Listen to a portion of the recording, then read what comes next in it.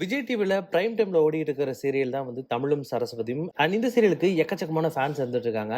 தமிழும் சரஸ்வதியும் வந்து அவங்க லைஃப்ல எவ்வளவு கஷ்டப்பட்டு இப்போ அவங்க இந்த இடத்துல வந்திருக்காங்க அப்படின்றது தான் இந்த சீரியலோட கதை. ஸோ ஆரம்பத்துல இந்த சீரியலுக்கு வந்து எக்கச்சக்கமான ஃபேன்ஸ் இருந்தாங்க. நடுவுல இந்த சீரியல்ல ஒரு சின்ன டிப் இருந்தாலும் இப்போ மறுபடியும் ஆன் ட்ராக்ல வந்து இந்த சீரியல் வந்து போயிட்டு இருக்கு. அண்ட் அது மட்டும் இல்லாம இந்த சீரியல்ல எக்கச்சக்கமான ட்விஸ்ட் இருக்கும். தமிழ் சரஸ்வதி சீரியல பொறுத்தவரைக்கும் வந்து எக்கச்சக்கமான ட்விஸ்ட் இருக்கும். அண்ட் நெறைய ஃபேமிலி டிராமா வந்து இந்த சீரியல்குள்ள இருந்துட்டு இருக்கும். இந்த மாரி இருக்கிற நேரத்துல இப்போ இந்த சீரியல் வந்து 700 எபிசோடையும் தாண்டி ரொம்ப சக்சஸ்ஃபுல்லா போயிட்டு இருக்கு.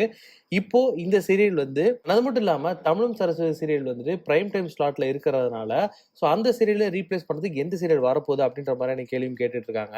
இப்போ கரண்டா தமிழும் சரஸ்வதியும் சீரியல்ல வந்துட்டு அர்ஜுனுக்கு தலையில அடிபட்டு அவர் கோமா ஸ்டேஜ்ல ஹாஸ்பிட்டல்ல அட்மிட் பண்ணப்பட்டிருக்காங்க. அர்ஜுனோட மாமாவே வந்து அவர் தலையில அடிச்சு கோமா ஸ்டேஜ்ல கொண்டு போயிருந்திருக்காரு. அது மட்டும் இல்லாம சரஸ்வதி அவர்களுக்கு குழந்தை பிறக்கிறதுக்கான ஸ்டேஜ்லயும் இருந்துட்டு இருக்கு.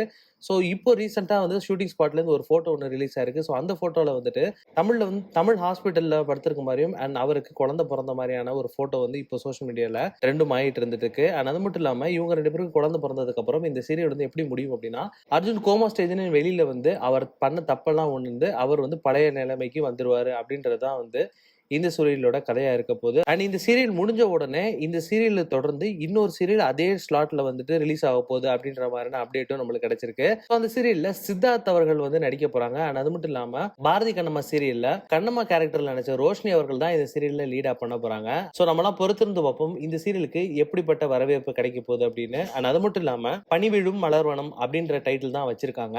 ஸோ இந்த சீரியலும் வந்து ஒரு பிரைம் டைம் சீரியலா ஆகும் அப்படின்ற ஒரு நம்பிக்கையில இந்த சீரியலை ரிலீஸ் பண்ணாங்க. ஸோ நம்மளாம் பொறுத்திருந்து பார்ப்போம் இந்த சீரியல் வந்து எந்த மாதிரி பெர்ஃபார்ம் பண்ண போகுது அப்படின்னு. அண்ட் தமிழும் சரஸ்வதி ஃபேன்ஸ் எல்லாருமே வந்து கமெண்ட் பண்ணுங்க. நீங்க இந்த சீரியலை எவ்வளவு மிஸ் பண்ண போறீங்க, தமிழ் அண்ட் சரஸ்வதி இவங்க ரெண்டு பேரையும் எவ்வளவு நீங்க மிஸ் பண்ண போறீங்க அப்படின்ற உங்க கருத்துக்களை கீழே கமெண்ட் பாக்ஸ்ல கமெண்ட் பண்ணுங்க.